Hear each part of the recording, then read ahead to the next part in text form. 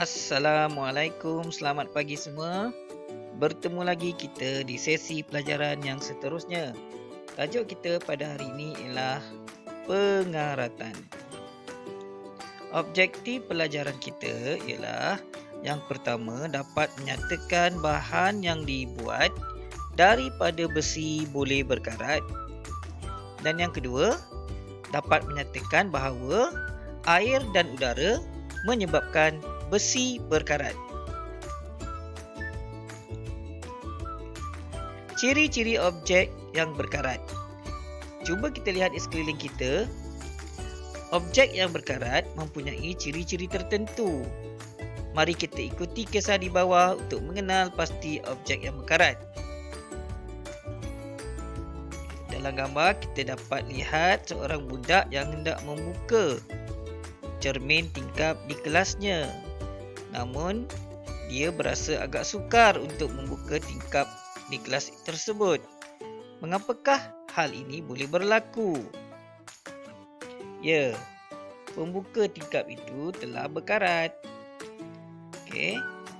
Cuba kita lihat dekat sini, gambar sini. Kita dapat perhatikan bahawa pada besi untuk membuka tingkap itu terdapat karat. Okey, yang kita dapat perhatikan di mana warna pada pembuka tingkap itu telah berubah menjadi perang kemerah-merahan. Jadi warna perang kemerah-merahan ini menunjukkan bahawa ia telah berkarat. Cuba kita perhatikan pula pada ensel pintu ini. Okey, apabila kita hendak membuka pintu itu, ia berbunyi. Ensel pintu ini juga telah berkarat. Cuba kita lihat pada permukaan ensel itu, di mana permukaannya tidak lagi licin, ya, dia telah kasar dan skrunya juga sudah rapuh. Jadi apakah yang boleh kita kenal pasti melalui dua situasi yang telah kita sebut tadi tentang objek yang berkarat? Apakah ciri-ciri bagi objek yang berkarat? Antara ciri-ciri objek yang berkarat ialah karat menyebabkan berlakunya selaput merah kemerah-merahan yang terbentuk pada permukaan besi. Okey, kalau kita lihat contoh kat sini, okey, pada paku, pada rantai besi dan pada tin, kita dapat lihat warnanya telah berubah kepada perang kemerah-merahan.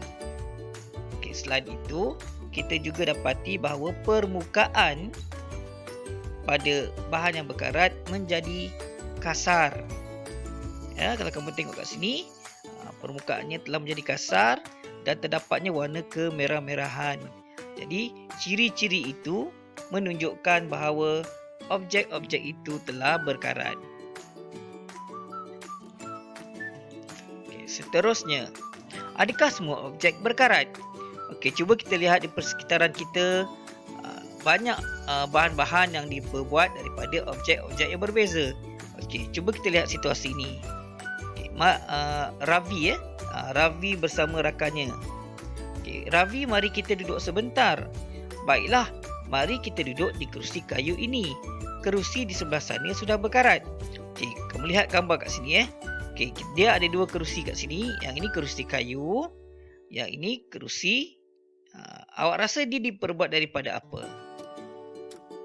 Ya, bagus. Okey, kerusi yang kedua ini diperbuat daripada besi.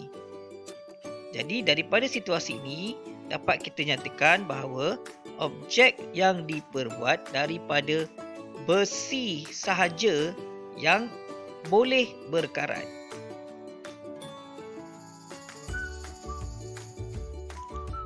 Okey, contoh di sini. Okey, kita ada bahan, objek berkarat, objek tidak berkarat. Okay. Objek berkarat diperbuat daripada logam dan keluli. Okey, logam di sini bererti besi. Okey, contoh objek-objek yang boleh berkarat ialah paku, sudu besi, mata pisau, jarum dan mata kapak. Semua objek ini diperbuat daripada besi. Manakala bagi objek yang tidak berkarat, ia diperbuat daripada kayu, kapas, getah, kulit, kaca dan sutera. Dan juga plastik. Contoh kat sini seperti gelas, botol, cawan, pensel dan pembaris. Boleh tak kamu nyatakan lagi contoh-contoh bagi objek yang boleh berkarat dan objek yang tidak berkarat?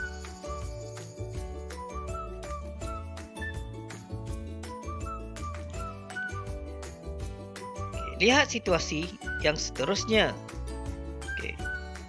Lihat pada perbualan mereka. Peti surat di rumah kamu tidak berkarat.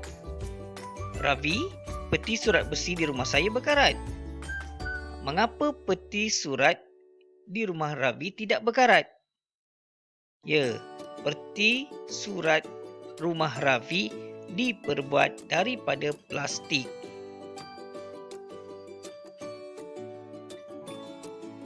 Hanya bahan yang diperbuat daripada besi sahaja yang akan berkarat.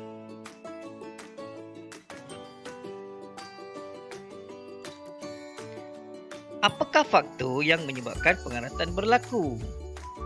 Apakah yang menyebabkan objek yang diperbuat daripada besi boleh berkarat? Pengaratan berlaku disebabkan oleh beberapa faktor. Mari kita jalankan eksperimen untuk menentukan faktor yang menyebabkan pengaratan. Di sini kita ada 4 tabung uji yang diisikan dengan bulu besi. Kita lihat yang pertama. Pada tabung uji A diletakkan bulu besi dan ditutup dengan gabus. Pada tabung uji B diletakkan bulu besi, kalsium klorida kontang dan ditutup. Fungsi kalsium klorida kontang ini ialah untuk menyerap lembapan.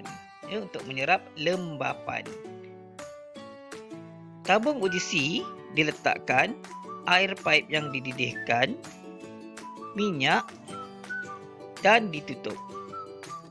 Manakala tabung uji D mengandungi bulu besi, air paip dan ditutup.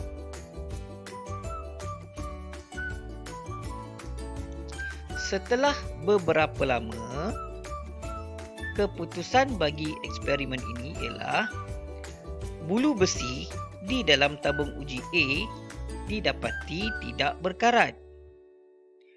Bulu besi di dalam tabung uji B juga tidak berkarat.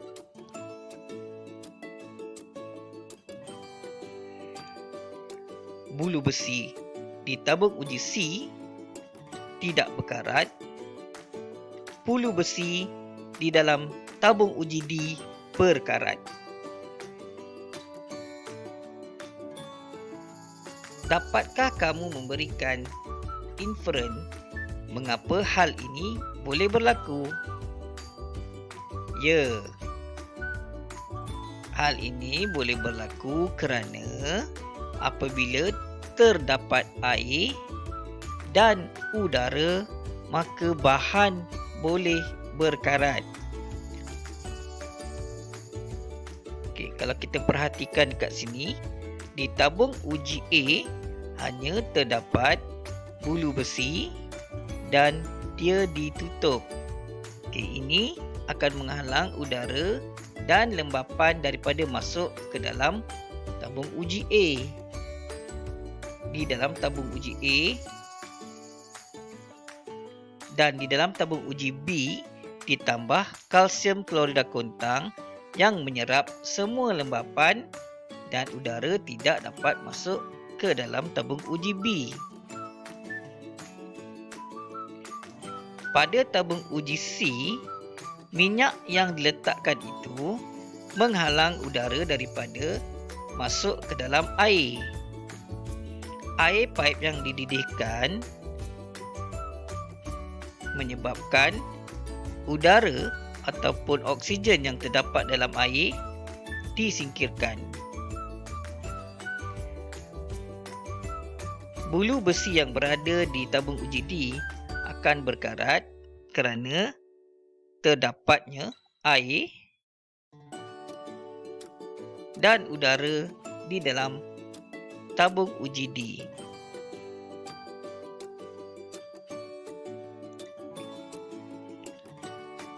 Maka dapat kita simpulkan di sini bahawa apabila kehadiran air bercampur dengan kehadiran udara, maka bahan akan berkarat. Bahagian kereta yang terdedah kepada air dan udara akan menyebabkan ia berkarat.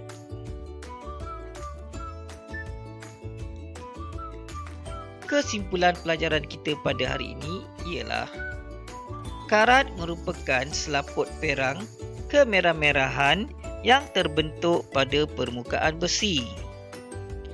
Hanya objek yang diperbuat daripada besi sahaja akan berkarat.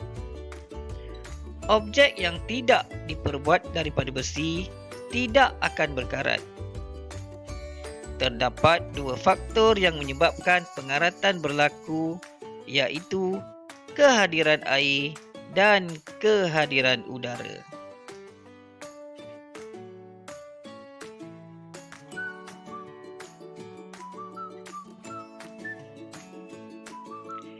Sekian saja pelajaran kita untuk hari ini.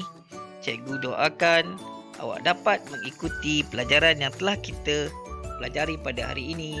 Sehingga berjumpa lagi. Assalamualaikum warahmatullahi wabarakatuh.